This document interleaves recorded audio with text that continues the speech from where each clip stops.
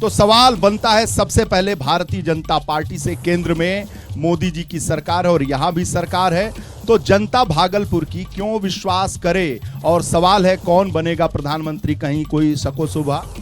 सबसे पहले तो प्रधानमंत्री फिर से तीसरी बार हैट्रिक लगाएंगे मोदी जी ही, और मोदी जी की गारंटी जो पूरे देश में चल रही है उस पर जनता का भी विश्वास है। और क्यों मोदी जी प्रधानमंत्री बनेंगे उसका मैं एक ही उत्तर देना चाहूंगी कि जब सत्ता का चरित्र जब सबसे अपने भ्रष्टतम और क्या कह सकते हैं कि एक जातिवादी उन्माद में था, तो उस समय चारा, अलकतरा, पशुपालन और कॉमनवेल्थ जैसे घोटाले हुआ करते थे। लेकिन आज जब केंद्र सरकार, जब सत्ता का चरित्र जब राष्ट्रवादी है, जब सत्ता का चरित्र ईमानदार है, तो यहाँ पर धारा 370 का खात्मा होता है, यहाँ पर ट्रिपल तलाक का खात्मा होता है, हिंदुओं के आस्था के केंद्र राम मंदिर का निर्माण होता है और करोड़ों देशवासियों को 2 जून की रोटी दी जाती है, रहने को छत दिया जाता है और इज्जत घर से उन्हें नवाजा जाता है। महिलाओं की आंखों के आंसू पोंछने का काम हो जाते हैं। कांग्रेस के कुशवाहा साहब, आप ये बताइए कि जो सिर्फ उटौवल चल रहा है कांग्रेस को, जिस तरीके से कन्हैया कुमार के साथ, पप्पू यादव के साथ, तो जब आप लोग अभी तक क्लियर नहीं कर पाए और सीट शेयरिंग नहीं हो पाए कि कौन कहां से लड़ेगा, उम्मीदवार घोषित कर रहे हैं, तो आप लोग तो लड़ाई में ही नहीं है। देखिए, मुद्दा भ्रष्टाचार का सबसे पहले उठा है। आप ये देखिए कि किस तरह से जनार्दन रेड्डी जो माइंस माफिया है। यहाँ आइए, आप बिहार कर्नाटक में नहीं लड़ने जा रहे हैं, आप बिहार पर आइए। जिस तरीके से सिर्फ उटौवल है, पप्पू यादव कह रहे हैं कि हम लड़ जाएंगे, तो कहां रहेंगे आप लोग? आप माइंस माफिया के लिए रेड कारपेट बिछा देते हैं, आपके पास इसका जवाब नहीं है, तो आप कहां? आप इलेक्ट्रल घोटाला करते हैं जो सबसे बड़ा, दुनिया का सबसे बड़ा घोटाला है, और फिर भी भ्रष्टाचार आपका नहीं है। आप करें तो वो भ्रष्टाचार नहीं हुआ और दूसरे का भ्रष्टाचार आप गिनाते, बात खींच के ले जा रहे हैं। 10 साल बिता के पास जवाब नहीं है। जवाब है, कन्हैया कुमार हमारे नेता हैं, पप्पू यादव हमारे नेता हैं, और वो कह रहे हैं कि हम कांग्रेस के सिपाही हैं।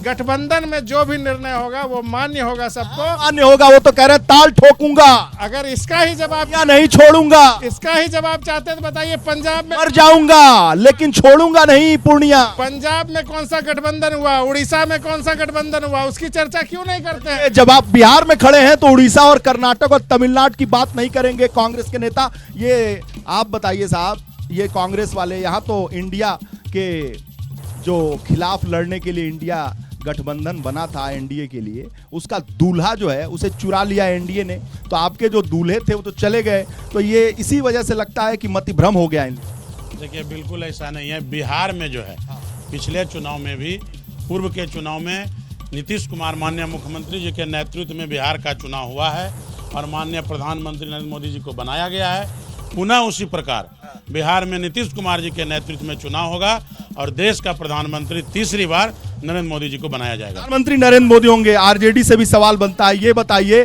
कि आरजेडी तो बड़े भाई की भूमिका में है लेकिन बड़ा दिल नहीं दिखा रही है। अगर पप्पू यादव को पूर्णिया दे देती तो क्या बिगड़ जाता? अभी अभी उन्होंने पार्टी का विलय कर दिया है, बड़े नेता हैं, इतना तो बड़ा दिल रखना चाहिए। ब्रजेश जी, आपने भारतीय जनता पार्टी के नेता से भी सवाल किया, पप्पू यादव जी का सवाल आपने प्रवीण जी से भी किया और आप आरजेडी से भी कर रहे हैं। महागठबंधन का एक अपना धर्म है। जब तक बातें तय नहीं हो जाती हैं अंतिम रूप से, कोई भी उम्मीदवार ये नहीं कह सकता है कि मैं कहां से लड़ूंगा और कहां से नहीं लड़ूंगा। ये तय करने का अधिकार महागठबंधन दल के नेताओं का है। आरजेडी बड़ी पार्टी है बिहार में, उनका ज़्यादा बड़ा जनाधार है और वो मिल के कांग्रेस के साथ या अपने महागठबंधन दलों के साथ तय कर रही है कि कौन कहां से लड़ें और कितनी मजबूती से हम दें। बिहार लोकतंत्र की धरती रही है, लोकतंत्र की जननी रही है, विभिन्न धर्मों का उद्गम स्थल रहा है, महापुरुषों की कर्मभूमि और जन्मभूमि रही है, धार्मिक सद्भाव और धार्मिक कुछ रहा है, विश्वास रखने वाली है।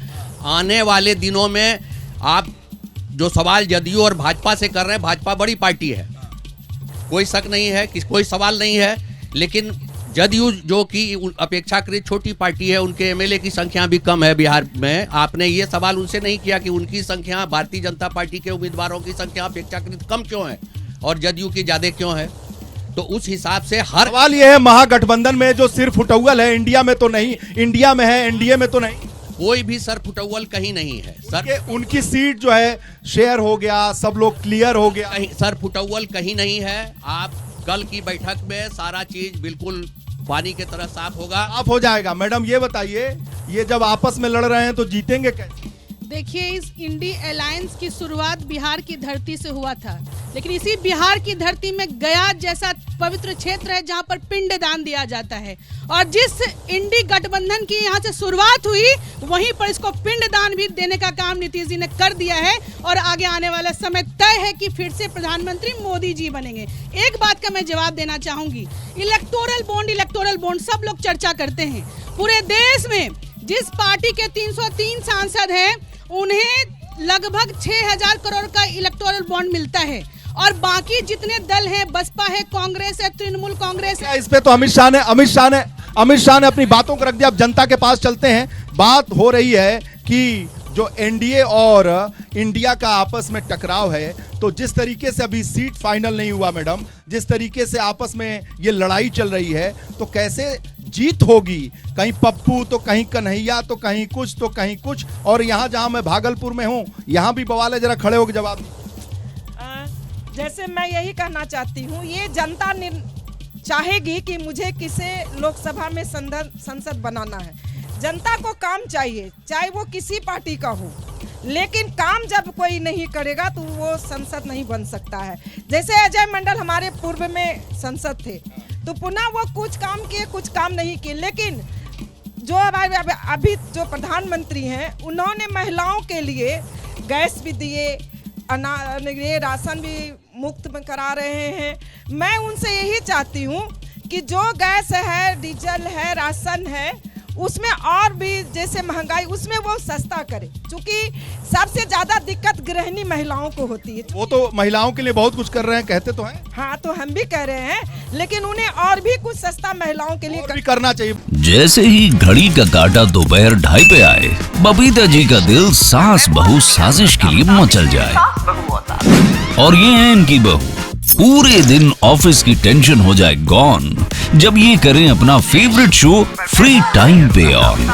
इनकी तरह आप भी देखें अपना फेवरेट शो अपने टाइम पर, और डाउनलोड कीजिए एबीपी लाइव ऐप अपने स्मार्ट टीवी पर।